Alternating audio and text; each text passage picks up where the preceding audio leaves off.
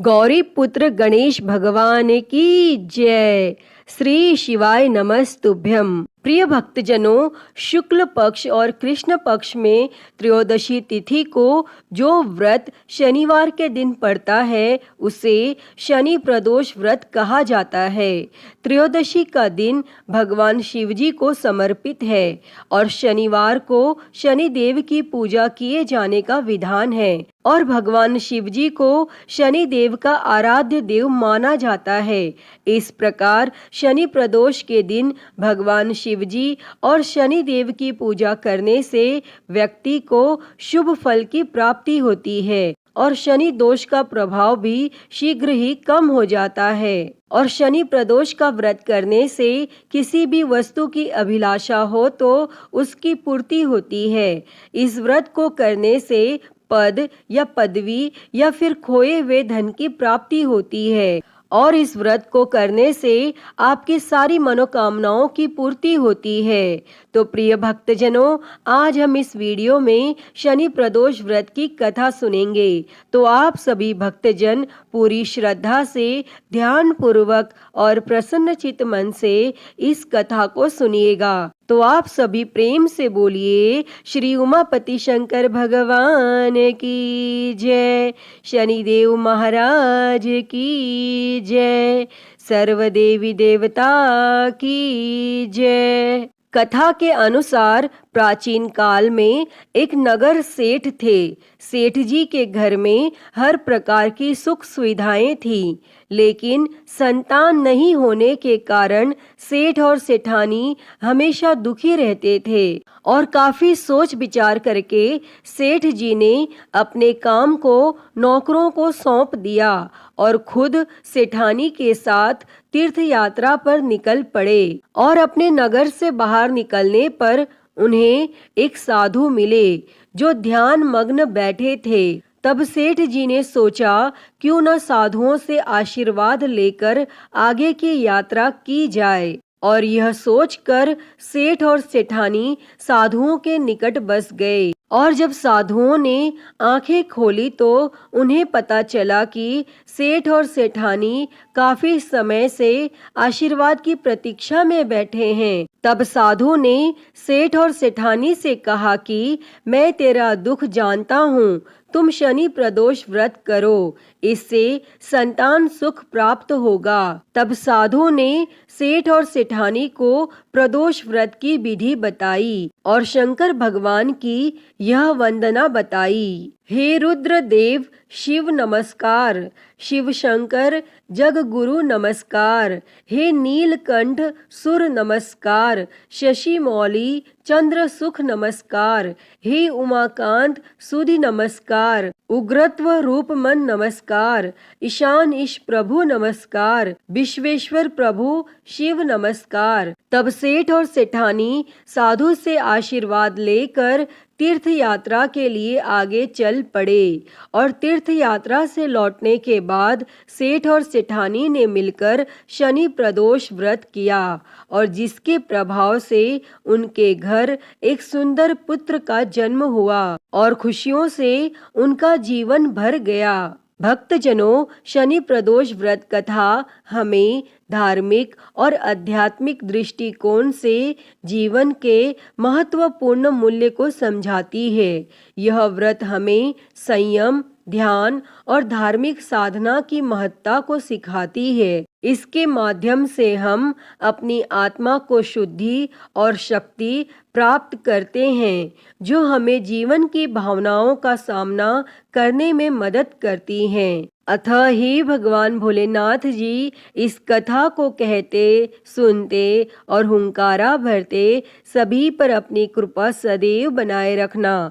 तो सभी प्रेम से बोलिए श्री शंकर पार्वती भगवान की जय।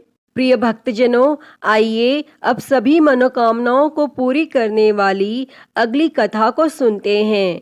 तो सभी प्रेम से बोलिए श्री शंकर पार्वती भगवान की जय।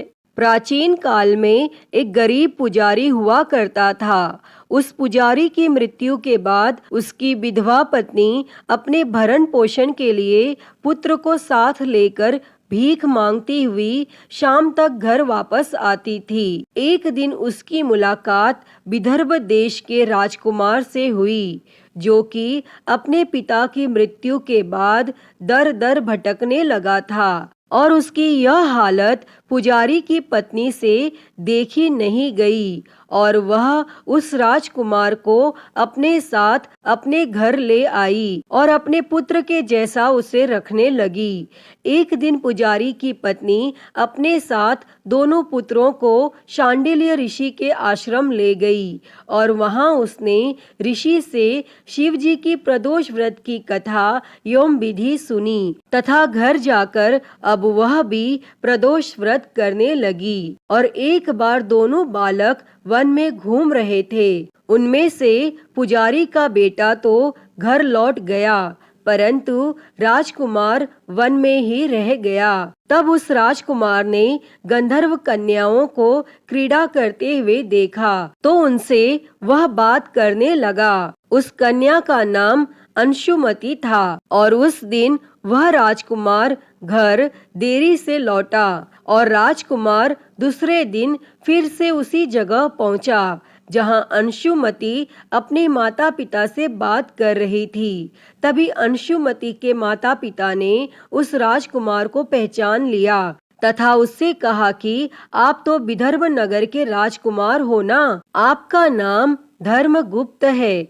और अंशुमति के माता पिता को वह राजकुमार पसंद आया और उन्होंने कहा कि शिव जी की कृपा से हम अपनी पुत्री का विवाह आपसे करना चाहते हैं, क्या आप इस विवाह के लिए तैयार हैं? तब राजकुमार ने भी अपनी स्वीकृति दे दी तो उन दोनों का विवाह संपन्न हुआ और बाद में राजकुमार ने गंधर्व की विशाल सेना के साथ विदर्भ पर हमला किया और घमासान युद्ध कर विजय प्राप्त की तथा पत्नी के साथ राज्य करने लगा।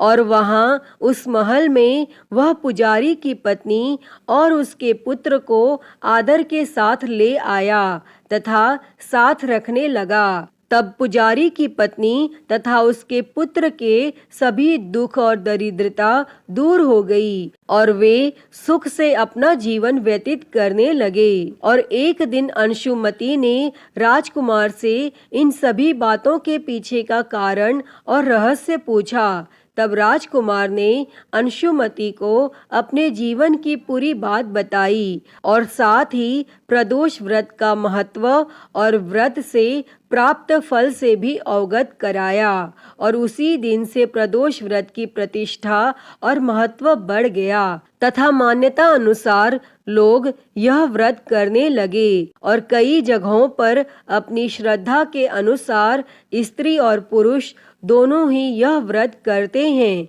इस व्रत को करने से मनुष्य के सभी कष्ट और पाप नष्ट होते हैं एवं मनुष्य को अभिष्ट की प्राप्ति होती है।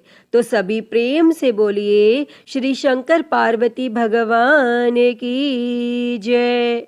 प्रिय भक्तजनों, आइए अब सुनते हैं सभी मनोकामनाओं को पूरी करने वाली अगली कथा। एक समय स्वर्गलोक में इस बात पर विवाद छिड़ गया कि 9 ग्रहों में से सबसे बड़ा कौन है। यह विवाद इतना आगे चला गया कि यह एक युद्ध की स्थिति बन गई। इस बात के निष्कर्ष पर पहुंचने के लिए सभी देवता देवराज इंद्र के पास पहुंच गए और उन्होंने कहा, हे देवराज, अब आप ही निर्णय करें कि हम सब में सबसे बड़ा कौन है। देवताओं द्वारा पूछे गए इस सवाल से देवराज इंद्र उलझन में पड़ गए। तब इंद्रदेव ने कहा कि मैं इस प्रश्न का उत्तर नहीं दे सकता हूँ, मैं असमर्थ हूँ। इस सवाल का जवाब पाने के लिए वह सभी पृथ्वी लोक में उज्जैनी नगरी के राजा विक्रमादित्य के पास गए। तब राजा विक्रमादित्य के महल पहुंचकर सभी देवताओं ने प्रश्न किया। इस पर राजा विक्रमादित्य भी असमंजस में पड़ गए।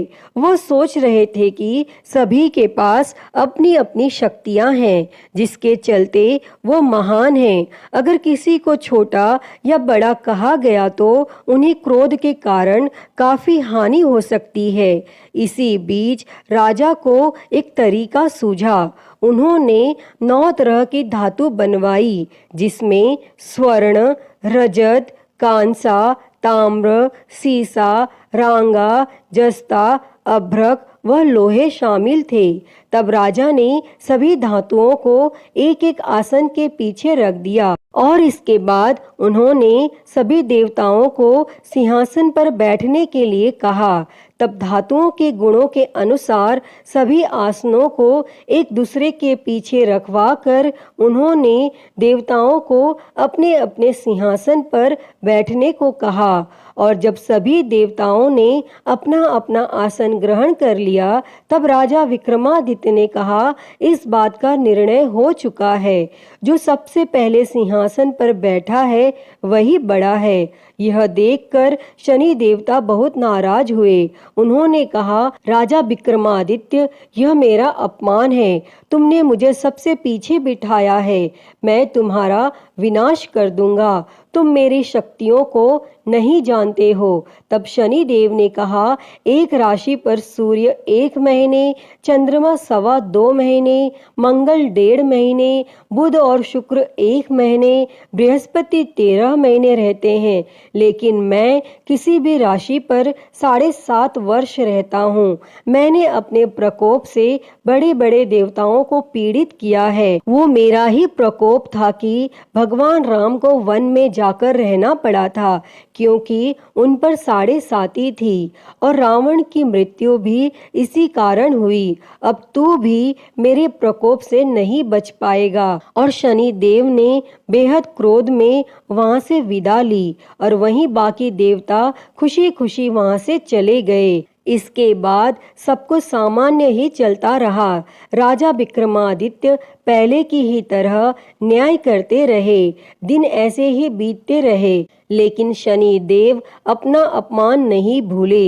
एक दिन शनि देव बदला लेने के लिए घोड़े के व्यापारी के रूप में राज्य पहुँचे। जब राजा विक्रमादित्य को इस बात का पता चला तो उन्होंने अपने अश्वपाल को कुछ घोड़े खरीदने के लिए भेजा। जब अश्वपाल लौट आया और राजा को बताया कि घोड़े बेहद ही कीमती हैं, तब राजा ने खुद जाकर एक सुंदर और शक्तिशाली घोड़ा पसंद किया और उसकी चाल देखने के लिए घोड़े पर सवार हो गए। जैसे ही राजा विक्रमादित्य घोड़े पर बैठे, वैसे ही घोड़ा बिजली की रफ्तार में दौड़ पड़ा। घोड़ा राजा को एक जंगल ले गया और वहां जाकर राजा को नीचे गिरा दिया और फिर कहीं वह गायब हो गया। तब राज्य का रास्ता ढूंढने के लिए राजा जंगल में भटकने लगा, लेकिन उसे कोई रास्ता नहीं मिला। और कुछ समय बाद उसे एक चरवाहा मिला और भूख प्यास से परेशान उस राजा ने चरवाहे से पानी मांगा। चरवाहे ने उसे पानी दिया और राजा ने उसे अपनी एक अंगूठी दे दी। तब रास्ता पूछकर राजा जंगल से निकल गया और पास में ही मौजूद एक नगर में पहुंच गया और एक सेठ की दुकान पर राजा ने कुछ आराम के लिए रुका और वहां सेठ से बातचीत करते हुए उसने बताया कि वह उज्जैनी नगरी से आया है। तब राजा कुछ देर तक उस दुकान पर बैठा। जितनी देर वो वहां बैठा, सेठ जी की काफी बिक्री हो गई। तब सेठ ने खुद को बहुत भाग्यवान समझा और सेठ ने राजा को अपने घर खाने पर आमंत्रित किया और सेठ के घर में एक खूंटी पर सोने का हार लटका था और उसी कमरे में वह राजा को छोड़कर चला गया और कुछ समय बाद खूंटी उस सोने के हार को निगल गई। तब सेठ ने विक्रमादित्य से वापस आकर पूछा कि उसका हार कहाँ है।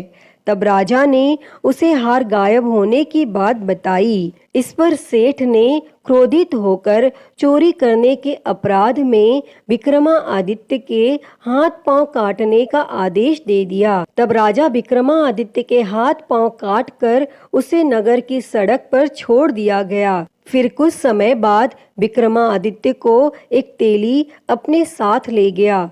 तेली ने उसे अपने कोल्हू पर बैठा दिया। वह पूरा दिन बैलों को आवाज देकर हाँकता था और विक्रमादित्य का जीवन इसी तरह यापन होता रहा। और उस पर शनि की 7.5 थी, जिसके खत्म होने पर वर्षा ऋतु शुरू हुई। एक दिन राजा मेघ मल्हार गा रहा था।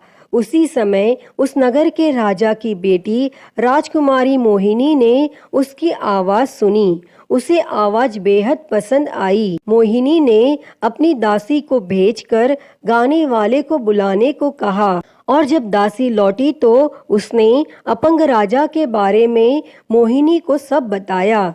लेकिन राजकुमारी उसके मेघ मल्हार पर मोहित हो चुकी थी और अपंग होने के बाद भी वह राजा से विवाह करने के लिए मान गई। जब मोहिनी के माता पिता को इस बात का पता चला तो वो हैरान रह गए। तब रानी ने अपनी बेटी को समझाते हुए कहा कि तेरे भाग्य में किसी राजा की रानी का सुख है, तू इस अपंग से क्यों विवाह करना चाहती है। लेकिन समझाने के बावजूद भी राजकुमारी अड़ी रही और अपनी जिद को पूरा कराने के लिए राजकुमारी ने भोजन छोड़ दिया। तब अपनी बेटी की खुशी के लिए राजा रानी अपंग विक्रमादित्य से मोहिनी का विवाह कराने के लिए तैयार हो गए और दोनों का विवाह हुआ और वह तेली के घर रहने लगे। और उसी दिन विक्रमादित्य के सपने में शनि देव आए। उन्होंने कहा कि देखा तूने मेरा प्रकोप।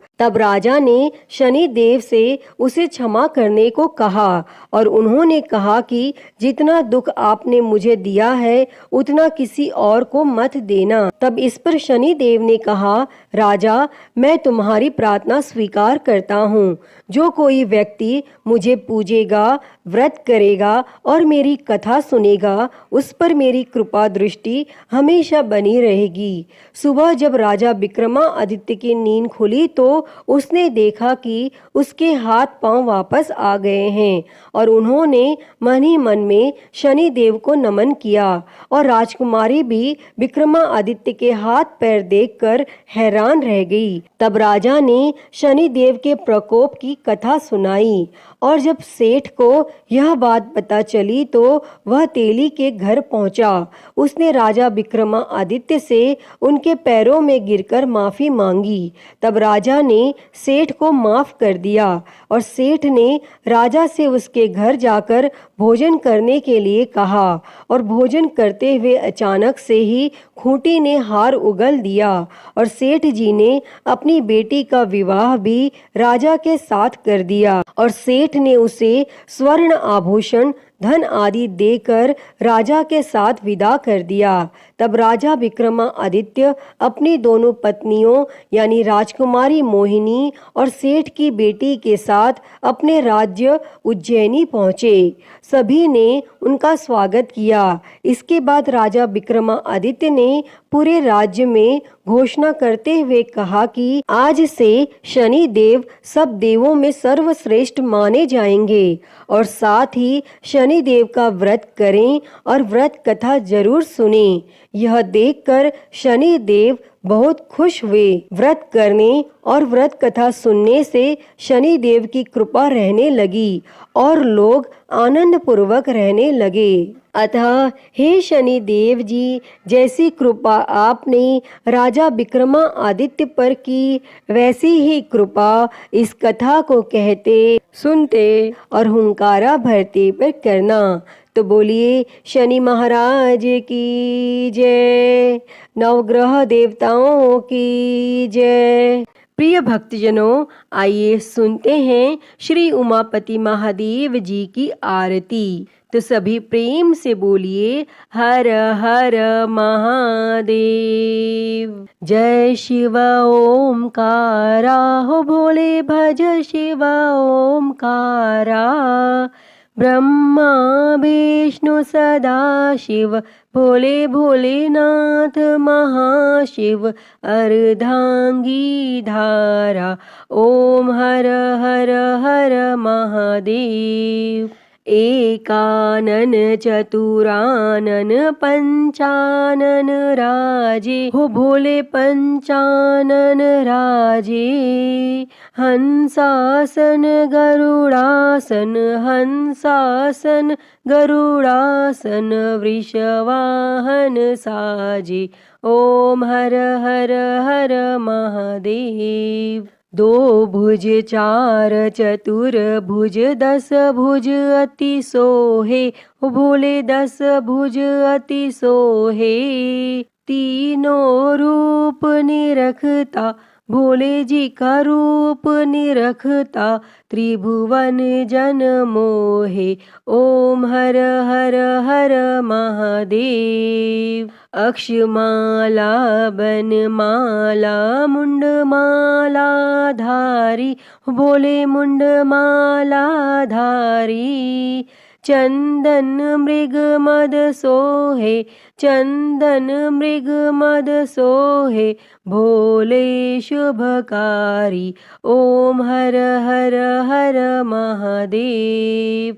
श्वेतांबर पीतांबर बाघांबर अंगे ओ भोले बाघांबर अंगे। सनकादिक ब्रह्मादिक सनकादिक ब्रह्मादिक भूतादिक संगे। ओम हर हर हर महादेव। कर के मध्य कमंडल चक्र त्रिशूल धरता हो भोले चक्र त्रिशूल धरता। जग करता जग भरता जग करता जग भरता जग संहार करता। ओम हर हर हर महादेव। ब्रह्मा विष्णु सदा शिव आजीवन एका हो बोले जानत अविवेका। प्रणव अक्षर के मध्य ओम अक्षर के मध्य ये तीनों एका। ओम हर हर हर महादेव। काशी में विश्वनाथ विराजे नंदी ब्रह्मचारी हो बोले नंदी ब्रह्मचारी। नित उठ दर्शन पावत रुचि रुचि भोग लगावत महिमा अति भारी। ओम हर हर हर महादेव। त्रिगुण स्वामी जी की आरती जो कोई नर गावे हो भोले जो कोई नर गावे। कहत शिवानंद स्वामी जपत हलाहल स्वामी सुख संपत्ति पावे। ओम हर हर हर महादेव। जय शिव ओमकारा हो भोले भज शिव ओमकारा। ब्रह्मा विष्णु सदा शिव भोले भोलेनाथ महाशिव अर्धांगी धारा। ओम हर हर हर महादेव। ओम हर हर हर महादेव।